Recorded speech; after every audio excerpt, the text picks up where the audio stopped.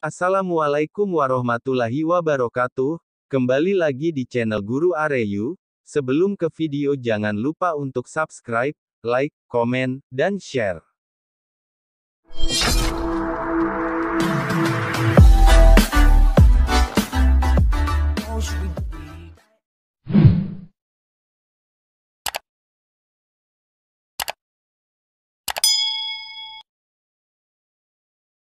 Mau dihapus? Begini curahan hati tenaga kesehatan honorer.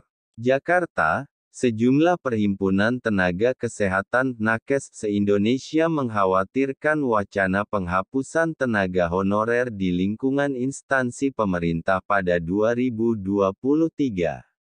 Mengingat, fasilitas kesehatan di Indonesia sangat tergantung dari nakes honorer.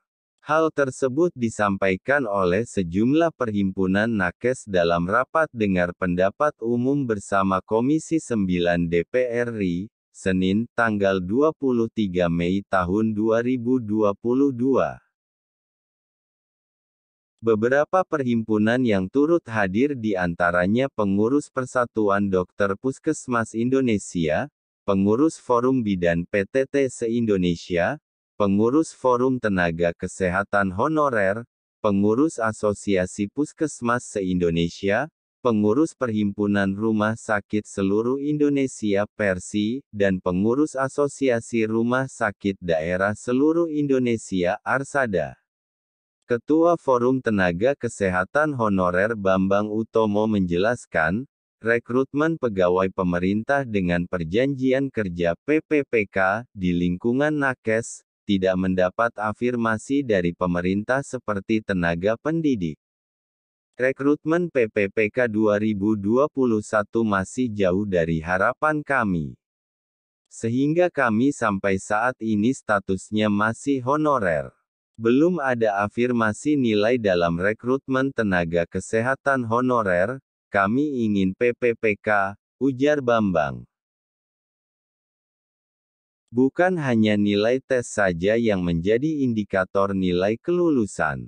Namun ada sebuah nilai yang sudah kami jalani belasan tahun di fasilitas layanan kesehatan atau nilai afirmasi masa kerja usia, dan sertifikat keahlian, lanjutnya.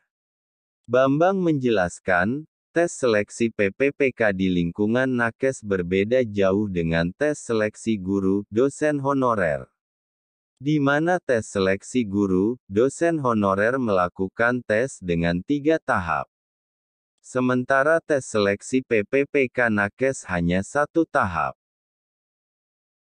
Tidak seperti di tenaga pendidik yang melakukan tes 3 tahap. Ketika melakukan tes tahap 1 tak lulus, masih punya kesempatan tahap kedua dan ketiga. Untuk nakes hanya 1 tahap, dan ketika tidak lulus, selesai, kata Bambang. Nakes honorer yang sudah bekerja belasan tahun juga harus bersaing dengan siswa-siswi yang baru lulus dari sekolah formal. Pun lewat Peraturan Menteri Pendayagunaan Aparatur Negara dan Reformasi Birokrasi Nomor 29 Tahun 2021, kata Bambang, belum ada afirmasi untuk nakes. Sementara, untuk seleksi PPPK tenaga pendidik, dapat perhatian khusus dari pemerintah lewat beleit yang sama.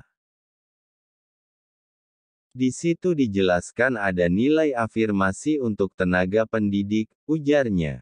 Masalah anggaran juga tak luput dari persoalan para nakes honorer di banyak daerah di Indonesia. Bambang menceritakan seringkali masalah gaji untuk nakes seringkali bermasalah. Kenapa kok PPPK masih sangat sedikit? Karena masalah penggajian. APBD tidak mencukupi, karena dasar Pemda pemerintah daerah, adalah Permendagri Nomor 27/2021, kalau tidak salah untuk belanja pegawai tidak boleh melebihi 30% dari APBD. Kalau ini tidak ada dana alokasi umum dari pemerintah pusat, masalah honorer akan sulit diselesaikan, tuturnya. Karena setelah kami, audiensi dari berbagai Pemda di Jawa Tengah dan seluruh Indonesia, permasalahan sama, yakni penggajian, makanya Pemda gak berani buka formasi yang banyak untuk nakes. Kalau tidak ada formasi yang banyak akan susah untuk selesai masalah honorer ini, lanjutnya. Saran untuk pemerintah. Forum Tenaga Kesehatan Honorer dalam rapat dengan pendapat dengan Komisi IX tersebut pun mengusulkan beberapa saran atau rekomendasi untuk pemerintah dan otoritas terkait.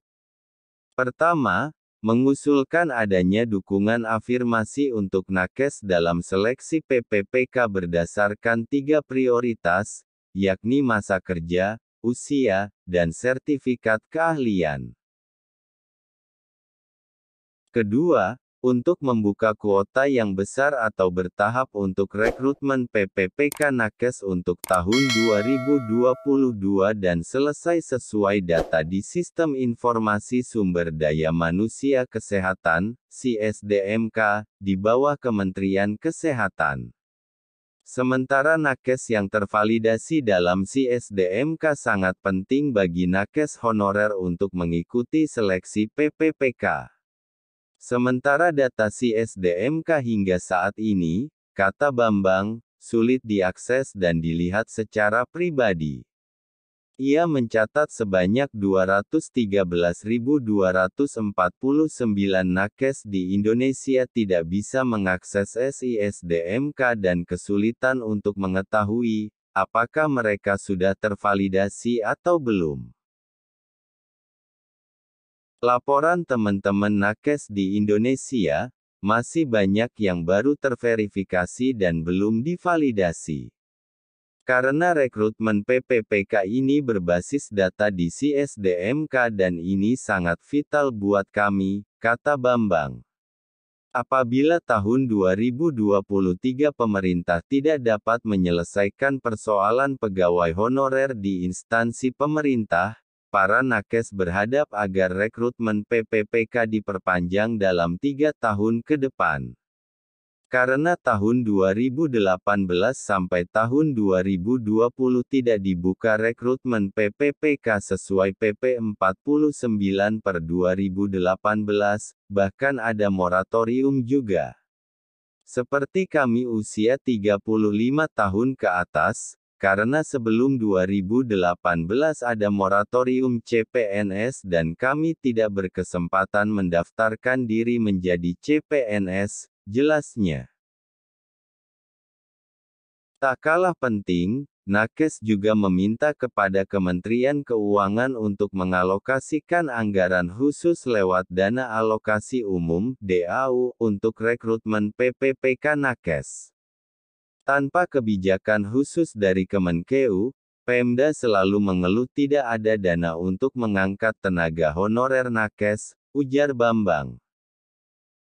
Demikian info terkini, semoga bermanfaat.